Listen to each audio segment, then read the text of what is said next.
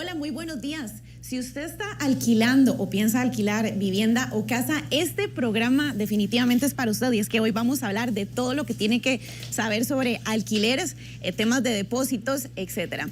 Hoy me acompaña una invitada de lujo, se llama Emilia Williams, ella es abogada especialista en Derecho Civil de la firma Punto Medio Abogadas. Emilia, muchísimas gracias por venir a acompañarnos el día de hoy en Un Contacto Legal. Claro, María Marta, es un honor para mí estar aquí hoy. Emilia, comencemos hablando, por ejemplo, del tema de los contratos. ¿Pueden haber contratos verbales y contratos escritos para temas de alquileres? Correcto, la ley inclusive lo prevé, que hay muchas ocasiones en que no existe un contrato escrito. Es importante sí que esto no es lo ideal, porque luego cuando hay conflictos en la relación de arrendaticia, el tema probatorio se complica, es decir, ¿cómo pruebo cuándo inició el contrato? ¿Cómo pruebo cuáles eran las obligaciones de cada una de las partes? Es mucho más complicado. Sin embargo, sí existe y sabemos que es usual que las personas no tengan contrato, y aquí lo que se utiliza de modo probatorio, porque la ley así lo autoriza, son los depósitos del alquiler normal que se puede hacer en el banco, o los recibos de pago. Ese tipo de cosas son lo que prueba la relación, pero no es lo ideal.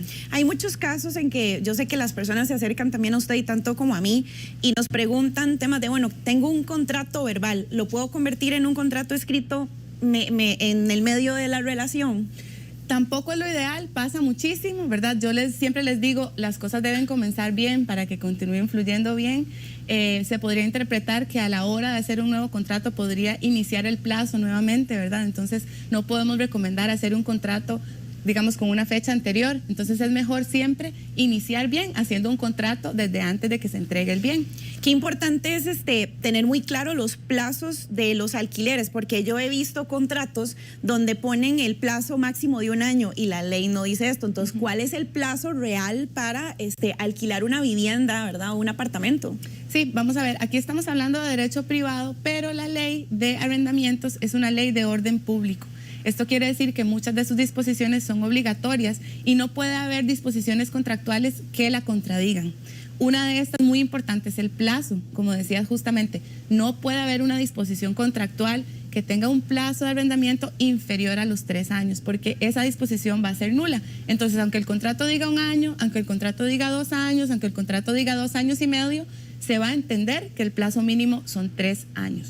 Y luego, si no se acaba, ¿verdad?, la relación en esos 3 años, se entiende que se prorrogó, o sea, que se dio una renovación automática por otro plazo igual de 3 años. Entonces hay que estar muy atentos con cuándo fue la fecha que se firmó ese contrato, o si no se firmó, que se entregó el bien, ¿verdad?, que ahí oficialmente arranca la relación arrendaticia, para que sepamos cuándo es el vencimiento, porque de eso va a poder depender que podamos sacar, por decirlo así, a ese inquilino de la casa o no. Entonces es una fecha importante que todos tenemos que tener muy claro. Ok, importante entonces tomar en cuenta el tema de que el plazo máximo o mínimo tiene que ser de estos 3 años y no puede ser más bien menor a 3 años para que lo tomen en cuenta.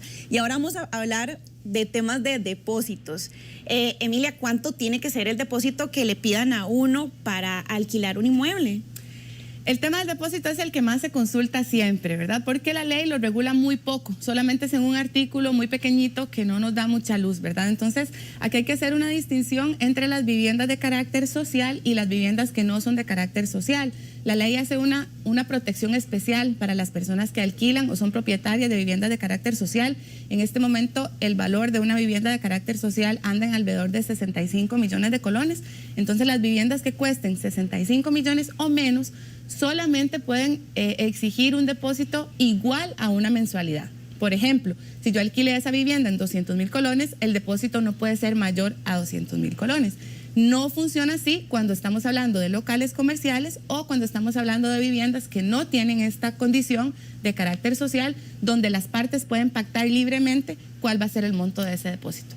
Emilia, ¿cuántas personas tienen dudas respecto a cuándo se me debería devolver todo el depósito, cuándo no? Hablemos un poco más, ahondemos sobre el tema del depósito. Cuando nosotros dijimos al principio de esta conversación que es muy recomendable tener un contrato escrito, es precisamente para regular este tipo de cosas, ¿verdad? La ley no nos dice cuándo se devuelve un depósito o cuándo no. Lo único que nos dice la ley es que es un depósito de garantía. ¿Qué es lo que garantiza este depósito? Pues el cumplimiento de todas las obligaciones contractuales. El pago, mantener en buen estado el bien, los recibos, ¿verdad? Que también están dentro de este concepto del pago de la mensualidad. Entonces, si esa persona que alquila la casa no pagó un mes, por ejemplo, o más, si no pagó alguno de los recibos de servicios básicos, o si generó algún daño en la vivienda, ¿verdad? No tuvo cuidado, el cuidado que se debe tener, y generó algún daño en este inmueble, esos son la mayoría de los casos donde ese depósito no tiene que ser devuelto. En los otros casos, pues sí, si ese inquilino cumplió a cabalidad todas las obligaciones de su contrato, tiene derecho a que ese depósito le sea devuelto. Ahora, he visto casos en que el dueño de un inmueble dice, bueno, es que tengo que pintar otra vez la casa, entonces le voy a rebajar eso del depósito ahora que usted se va. Eso es posible, porque es que deberían ser daños más bien que el inquilino causó, pero vamos a ver, que la pintura de una pared se dañe, o más bien se ensucie, eso podría ser del uso continuo del tiempo. Correcto, y esas son justamente las disposiciones que deben quedar claras en los contratos. Una cosa es el uso, el deterioro por el uso normal de un inmueble, y otra cosa es un daño que se haya hecho al inmueble. Entonces, el uso normal, el desgaste normal de ese bien no tiene por qué ser asumido por el inquilino. En este caso que me estás poniendo específicamente, debería devolverse el depósito. Ahora, cuando uno necesita que le hagan reparaciones y el dueño del inmueble le dice, bueno, después las hago, no las hace, tienen las personas goteras en sus casas, que eso es lo que está pasando, filtraciones de agua en las paredes, ¿qué hace uno? Importantísimo. Aquí la ley distingue entre dos tipos de reparaciones: las reparaciones urgentes y las reparaciones que no son urgentes. Cuando las reparaciones son urgentes, nada más urgente que una gotera, ¿verdad? En octubre, lo que debe hacer la persona que está recibiendo en el inmueble, el inquilino, es comunicarle al dueño que tiene esta situación, y el dueño por ley tiene 10 días para efectuar esta reparación. Si el dueño no efectúa esta reparación en el plazo de 10 días naturales, entonces el inquilino puede hacer la reparación él, asumir el costo, eso sí, por favor, recibito, ¿verdad? Todos sus recibitos bien claros, inclusive la mano de obra, que les extiendan un recibo, y de eso puede deducirlo del precio que tiene que pagar por el alquiler. Por ejemplo, volvamos al ejemplo anterior, yo pago 200,000 colones de alquiler y las reparaciones me costaron 50,000, entonces yo puedo hacer una nota en el depósito y decir, solamente pago 150,000 porque gasté 50,000 en esta reparación urgente que usted no quiso hacer. Emilia, ¿cuántas personas tienen emergencias también en temas de dineros y pues no le alcanzó tal vez para pagar esa mensualidad, no pudo pagar la mensualidad a tiempo? ¿Cuántos días tiene una persona para pagar la mensualidad? La ley dice que son 7 días de gracia, por decirlo así. Si mi contrato dice que yo tengo que pagar el primero, entonces yo hago buen pago pagando del primero al 8 del mes. Después del 8 de este mes, yo ya entré en mora. Y eso quiere decir que ya yo estoy incumpliendo con la obligación más importante que tengo como inquilino, que es el pago del monto del alquiler, y ya podría ser desahuciado en el día 9, digamos. Ahora, ya para cerrar, la pregunta de oro, el tema de el aumento en los alquileres. ¿Cómo se determina el aumento en un alquiler? Aquí es importante hacer una distinción: la moneda en la que se paga el alquiler. Si se paga en moneda extranjera, muchos alquileres ahorita son en dólares, por un tema de tipo de cambio, por un tema de inflación.